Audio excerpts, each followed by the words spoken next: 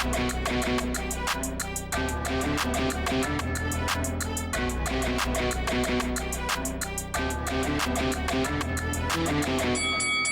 guys, welcome to Boxing Squared for boxing news and views from around the internet.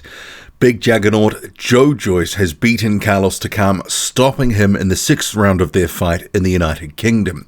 So this was a performance where Joyce started slowly, Carlos Takam with the fast start, and Joyce finishing the stronger of the two as Takam faded.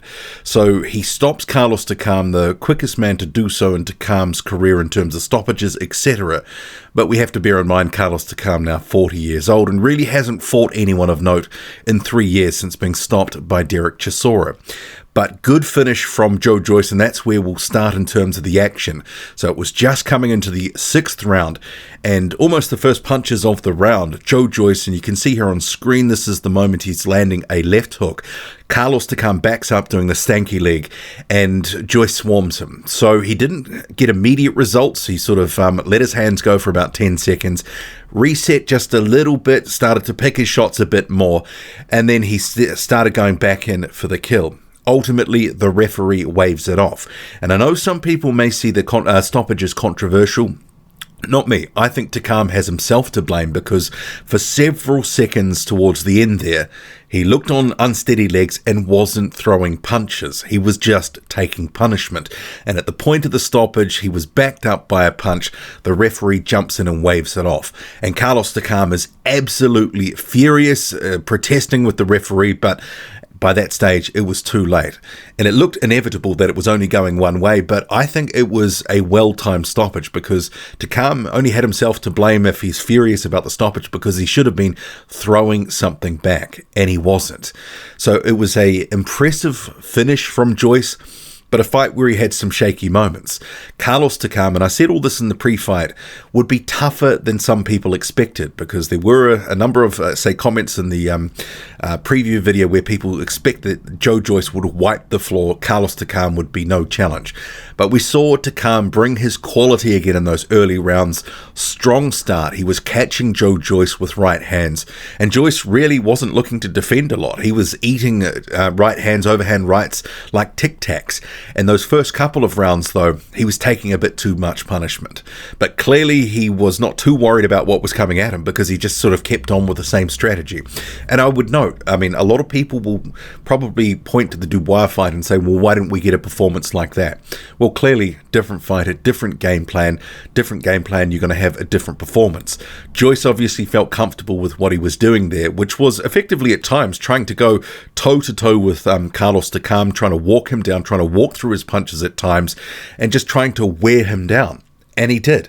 He started to really invest to the body a bit more in rounds 3 and round 4, and this coincided with Carlos Takam starting to wilt.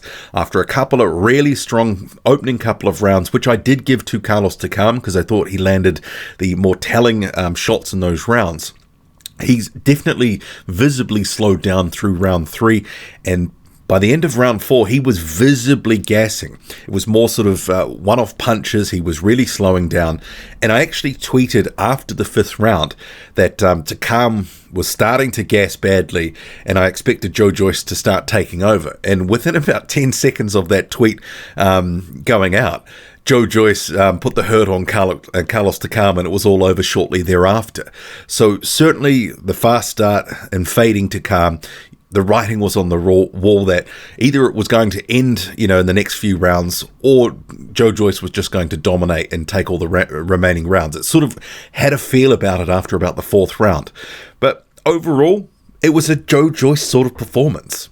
And I know that sort of sounds weird to just sort of say that, but think back to the likes of the Berman-Stavern fight, a couple of others.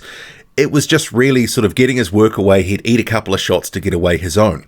But he did make some adjustments after the first couple of rounds. He seemingly was, at times, because they would go to the corner, at odds with what his corner was saying. He didn't seem to agree with some of what they were saying. And at one point, he was more concerned about the tap water. He was like, is that water tap water? And he seemed more concerned about that.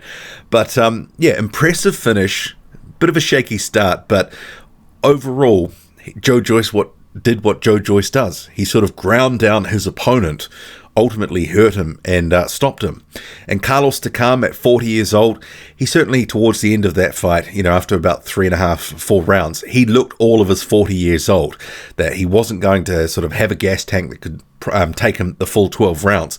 Maybe if it was a 10-rounder and he'd have been a bit more judicious with his energy, but Joe Joyce, as soon as you slow down, he takes advantage. He started being able to pepper Carlos Takam with more jabs, more body shots, and ultimately that left hook sort of started the rot and ended Takam's night 30 seconds later. Well, the referee did. I don't see that stoppage as controversial. I didn't see any post-fight interview. My feed didn't actually have that. It just had the fight commentators, and then they kind of went to, no noise afterwards. But so I don't know what Joyce said in the aftermath. But I would say they have been saying in the lead-up to this fight, Joyce himself, his management, Frank Warren, that there is some sort of eventual title shot. Basically, if he wins this fight, it's coming. Still not sure what that is, because Alexander Usyk is clearly the WBO mandatory, soon to have his fight with Anthony Joshua. The next WBO mandatory won't roll around for at least a year and a half. It's just the sort of cycle it's been in, for 3-4 years, something like that now.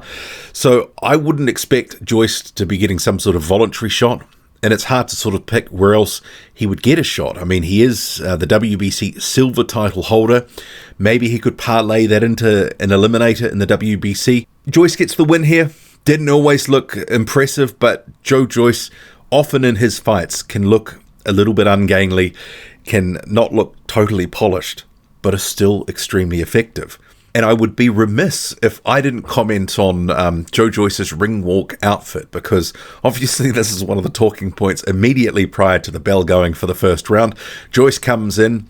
Apparently this is meant to be in line with Juggernaut from X-Men, so that was said in the commentary, but he actually looked, when you sort of saw him coming out, like he was a walking bellend coming into the ring. I was like, what's going on here? This is ridiculous. But yeah, enjoyed the fight. Another good Joe Joyce type of Joe Joyce performance.